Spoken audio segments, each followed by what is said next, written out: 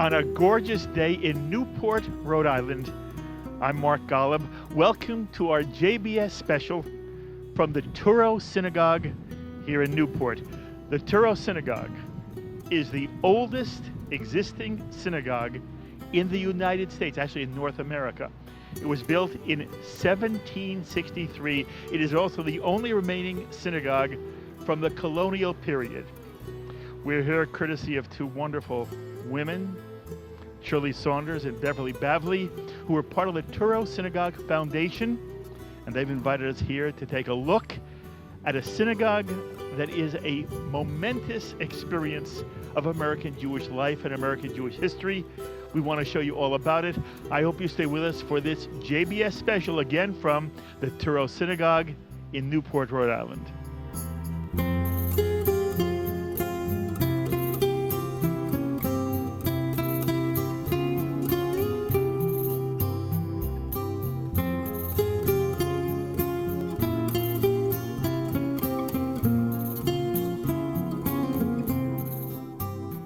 I'm now standing on the bima here at the Touro Synagogue, and visitors who come here are privileged to hear a presentation by Lou Keen. We want you to hear that presentation now. I'd like to welcome the JBS audience to Newport, Rhode Island and the Touro Synagogue. My name is Lou Keen, and I'm your tour guide today to talk about this amazing building and the congregation that built it and the congregations that worshiped here. So welcome to Touro Synagogue. You are seated in the oldest synagogue in the country and the only synagogue still standing from our colonial time period. In colonial America, there were 5 Jewish congregations. Each one had a synagogue. This is the only building that remains, so it's a really special place. And as I said, I'm going to talk about the building, but I also want to talk about those 2 congregations and then place it in the country's history for you. The story of this congregation begins in Spain and Portugal in the 1490s, where thousands of Jews had lived for hundreds of years. But that was all about to change because one day the king made an announcement. If you would like to stay in my country, great, just one little thing. You have to become Catholic. And I'm going to give you 4 months to make up your mind, and I am such a nice guy that at the end of 4 months, if you decide you want to leave, I'm going to let you leave. You can take your clothes, your books, your kids, their toys, but of course you couldn't take your home, your business. You also could not take gold, silver, diamonds, rubies, or emeralds. So for these Jews, they're really being asked to decide, do we stay and give up our religion, or do we leave and give up our worldly possessions? That's a difficult decision. We know there were Jews that converted. There were some that were forced to convert, and there were some that pretended to convert. Publicly, they said, fine, I'll be Catholic, but secretly in their hearts and their homes, they were still practicing Judaism. History refers to them as the Marranos, the Cryptos, the Conversos. I call them the Michiganists, because if somebody were to see them late on a Friday, washing up, putting on some nice clothes, they might have said, when we had Jews in this country, they did that. I'll bet you're one of those secret Jews I've heard about. And if they reported you to the government and the Inquisition found you guilty of Judaizing, you were burned alive at the stake. That's a little crazy. That's a little Michigana. Many of the Jews decided to leave Spain, to leave Portugal. So we talk about the movement of Sephardic Jews. And they went anywhere in the world where they thought they could earn a living and openly practice Judaism. The place that's very welcoming, very tolerant, is Amsterdam. The Dutch are really very forward-thinking for that time period. So we see a Jewish community form and grow and prosper, and a fabulous synagogue is built, and life with the Dutch is wonderful. So as the Dutch explore new places or conquer new lands, Jewish merchants move there to open businesses. And that's how a Jewish community starts in Recife, Brazil.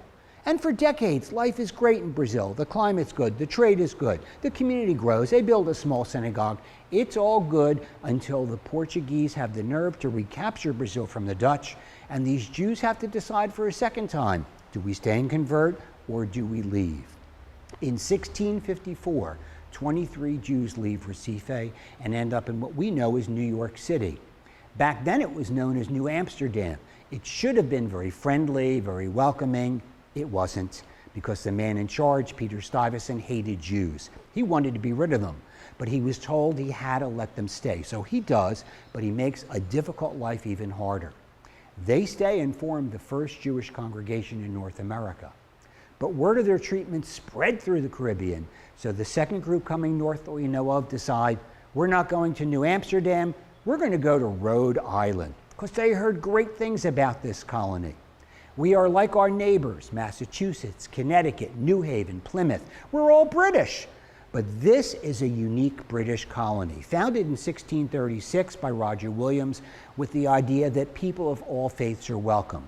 In those other colonies, you really needed to be a member of the Congregational Church or they didn't want you. So we believe as early as 1658, 15 Jewish families arrive in Newport and they find this place exactly as advertised. In 1677, they're confident enough about the future here that they buy a piece of land to use as a burying ground. And if you go 2 blocks behind the synagogue up the hill, you can visit the second oldest Jewish burying ground in the country. Now at this point, Newport's nothing special, but as we move into the 1700s, our deep sheltered harbor allows us to become one of the 5 major cities. We are equal to and competing with Philadelphia, Boston, New York, and Charleston. Ships from all over the world come to Newport. Goods are bought and sold. Now, we deal in a lot of things. We deal in candles, we deal in furniture, but the #1 product we deal in is rum, and we drink our fair share, but a lot of it is put on boats and sent to Africa, traded for people who are then sold into slavery, mostly in the Caribbean. So the colonial slave trade really is the core of our colonial economy. But you could make a fortune in colonial Newport.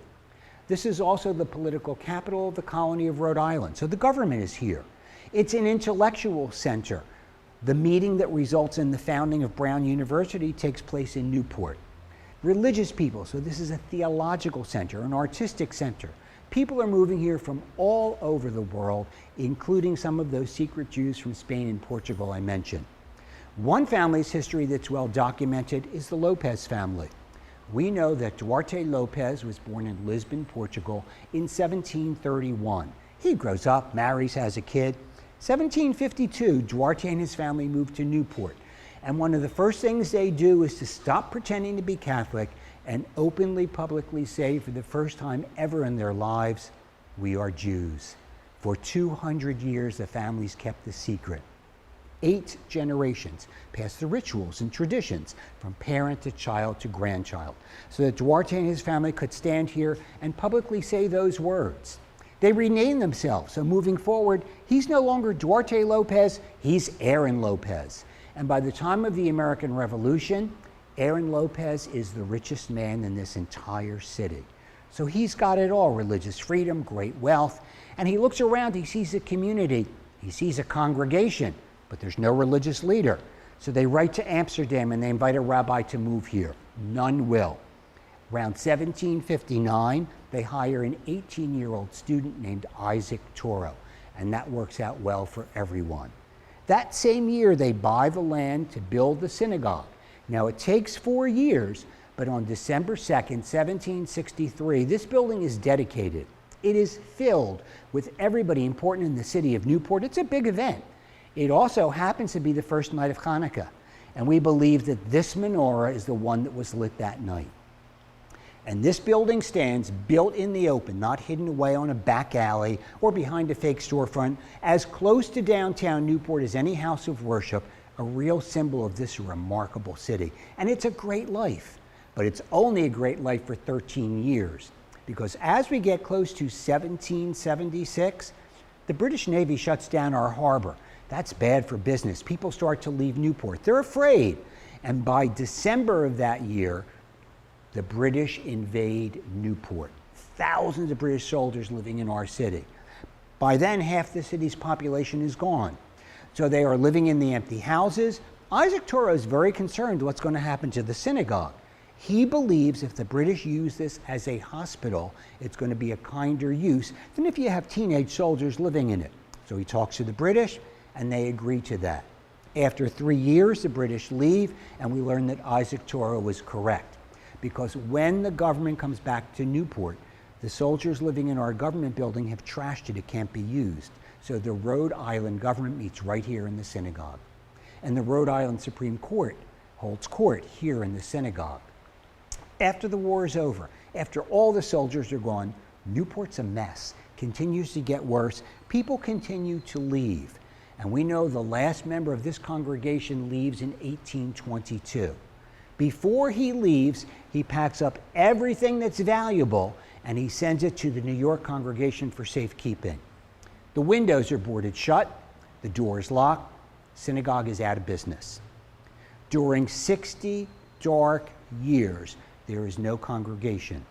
The keys have been given to a local Quaker family by the name of Gould. 3 generations of Goulds will look after the building for us. But it also takes money, and luckily Isaac Touro's sons have grown up and made fortunes. The boys leave money to the congregation. So during those dark years, it opens occasionally for visitors. It opens occasionally for funerals. Now it's hard to get up to that burying ground on this muddy hill. So some of the money is given to the city of Newport to pave the street. That's when the city renames it Touro Street. Newport starts to come back to life in the middle 1800s, but we're no longer a shipping center. We're not even politically as important anymore. We come back to life as a tourist destination. People come here, especially in the summer, to get away from the heat of the cities. So that creates jobs. We also have an expanded base for the United States Navy in Newport, and that creates more jobs. So for the first time since the Revolution, people are moving back to Newport. And some of those people are Jews escaping Eastern Europe, the Ashkenazi Jews. They're from Germany and Russia and Poland and Ukraine. They come for the jobs, but they see an empty synagogue. And it takes a while, but in the late 1880s, this congregation, Jeshuat Israel, is reborn. As we move into the 1900s, the United States Navy continues to expand, bringing more jobs, more people. And by 1915, we have a second Orthodox synagogue in downtown Newport. I'm told this is where the doctors and the lawyers prayed, and that's where the shopkeepers and the tailors prayed. They have a combined Hebrew school. There's B'nai B'rith. It's an active community. And all is going great until the United States Navy modernizes and downsizes their facility here in Newport so that they are gone by 1970, and we've transitioned to the resort city you see today. The other synagogue closes its doors in 1981. And today we remain the synagogue that serves the Jewish community of Newport, Rhode Island. Full-time rabbi year-round. July and August services twice a day, every day. The rest of the year, Friday night, Saturday, and holidays. You are seated in, or you are visiting, an incredible architectural gem. It is not that different from any other important colonial building, including Independence Hall in Philadelphia. There's a reason.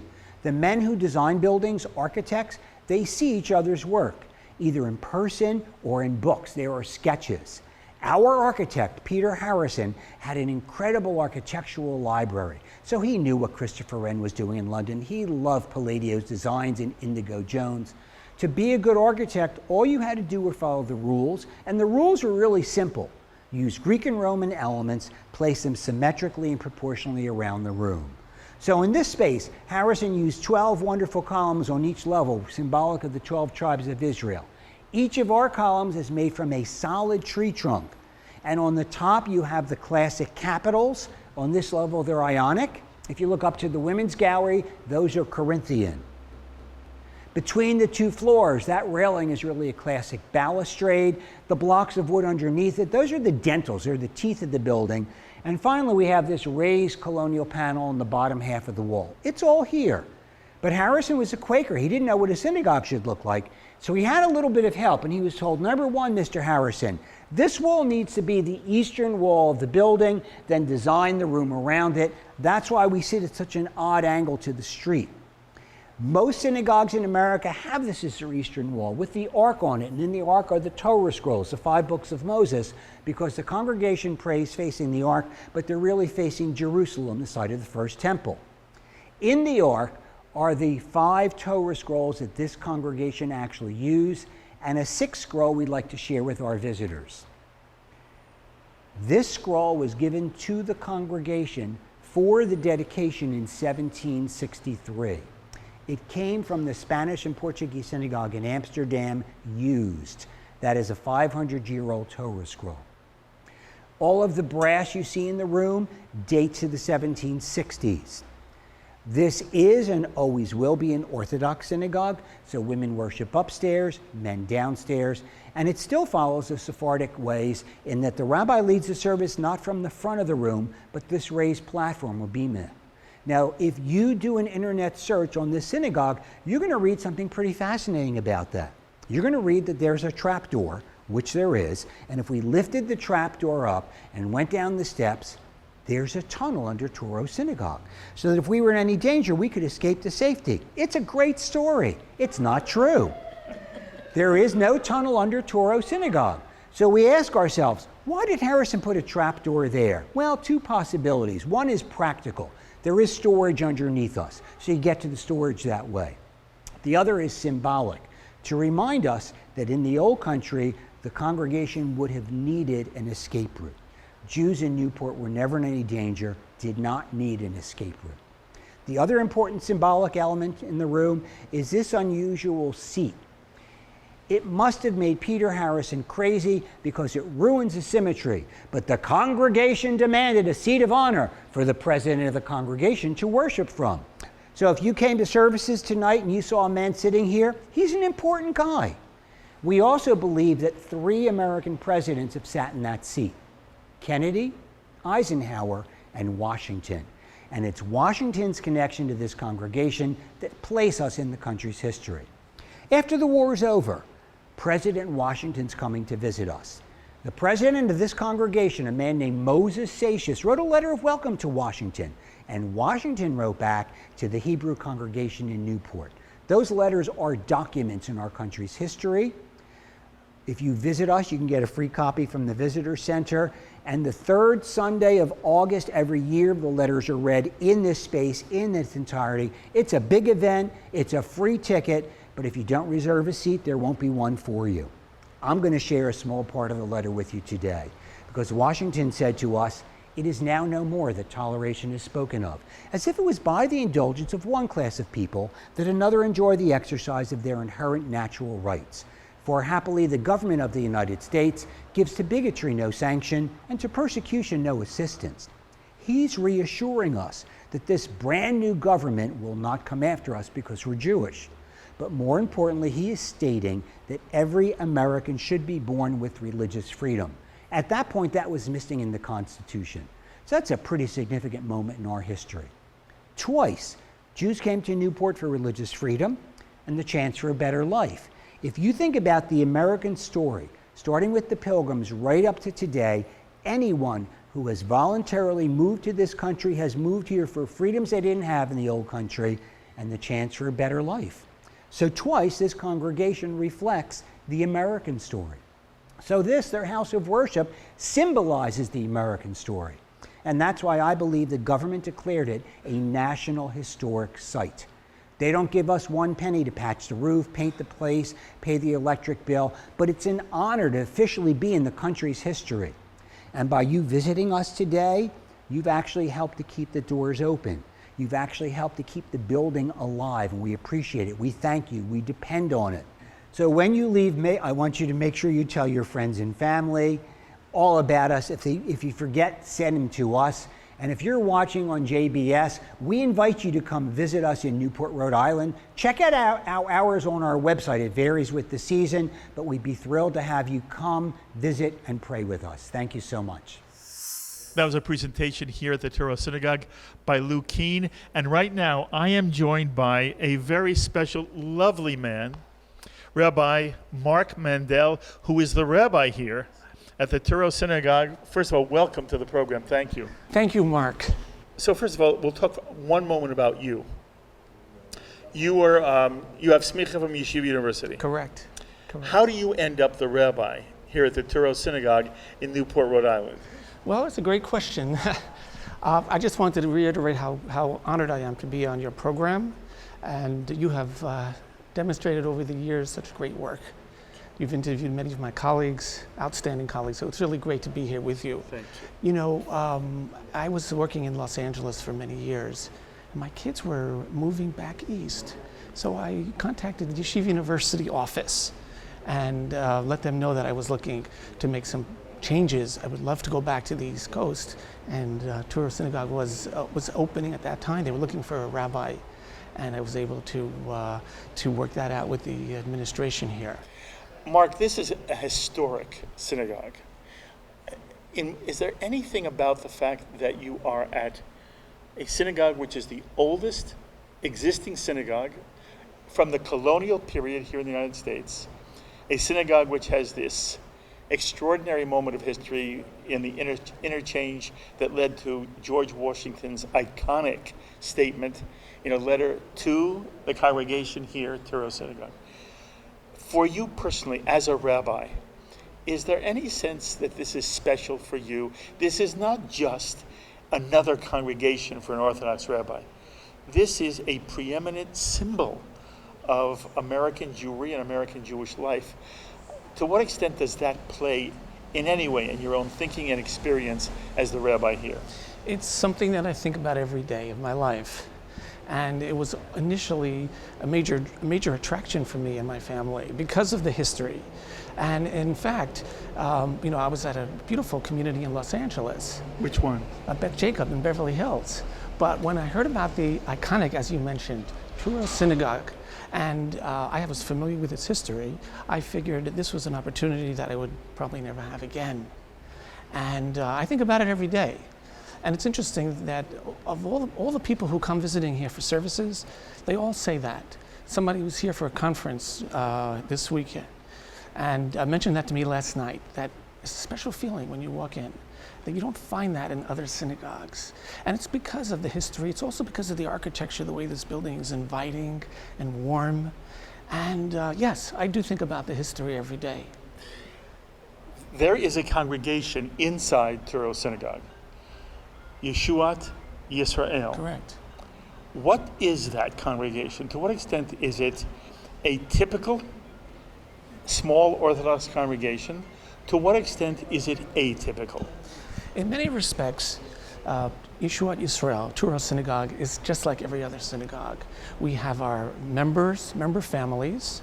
We have over 128 families that are members here that are residing here and praying here and worshiping here. We have a board of directors, a president, and we have the usual community synagogue life.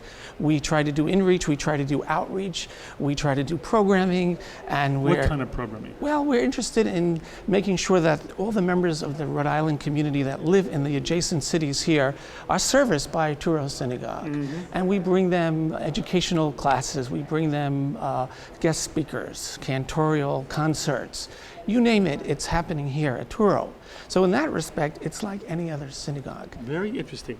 And what about young people? To what extent is Jeshuat Israel an aging congregation without children? For example, do you have any kind of Talmud Torah, day school education for young children? Absolutely. We've got a great Hebrew school here. And we have a lovely Hebrew school, and our students meet across the street in our community center building. And we have wonderful teachers and beautiful administrators. We have a lovely program. In fact, we hope to have it grow this year. And it's a real opportunity for young families that feel very alone in Rhode Island.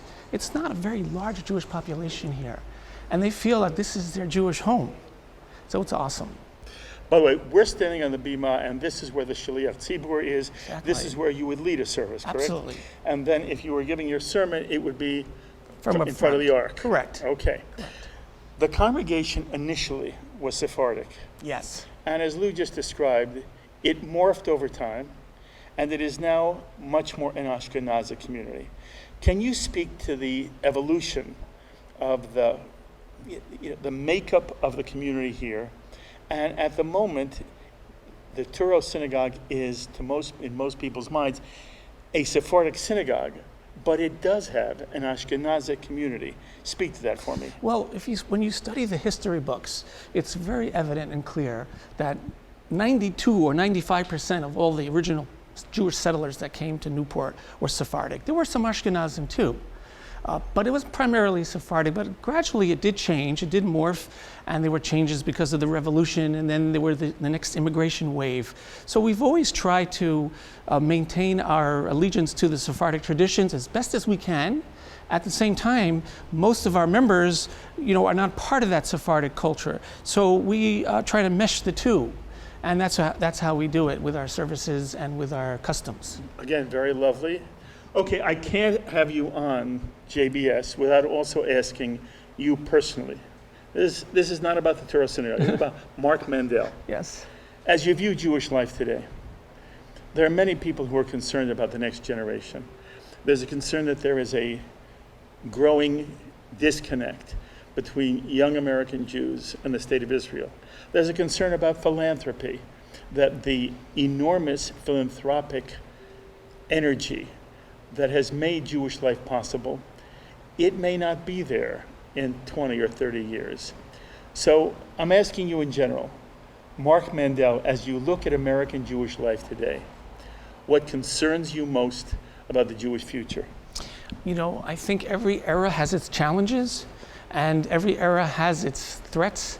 I think that we're no different in that sense. We do have our challenges and threats, as you mentioned, but I'm basically optimistic. And I think that the fact that your program is so well received around the world and around the country demonstrates that there are many, many Jews that want to be a part of things, they want to help communities grow, and they want to be engaged in Jewish life. And you have done that with your programming. And I know that me and my kids, when we're sitting around and watching your programs, we love the logos and the songs and everything. That's important, because this is a visual culture and a visual society that we're currently in. Those are lovely words from me, and you are just fabulous. Well, it's been an honor.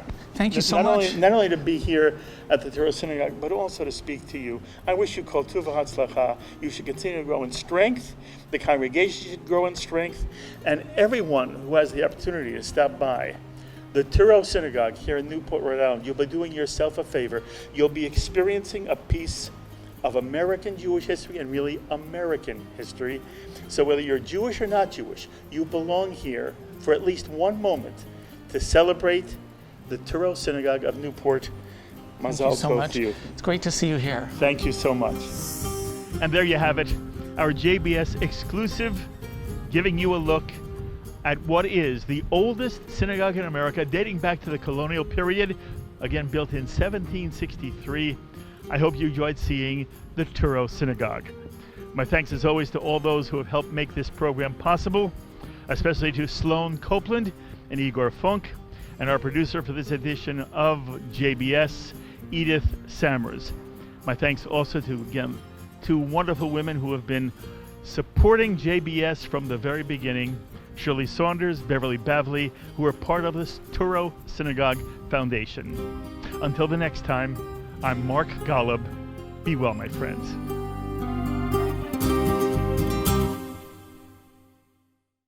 We would be pleased to send a complimentary DVD of this program to anyone who wishes to support JBS with a tax-deductible gift of $36, double chai or more.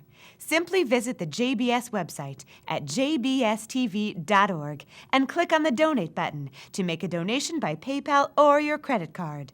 And please, indicate the program for which you would like a DVD. Or you can send your tax-deductible check to JBS, P.O. Box 180, Riverdale Station, Bronx, New York, 10471. And again, please remember to indicate which program you would like to receive with our compliments. And we thank you for your kind support.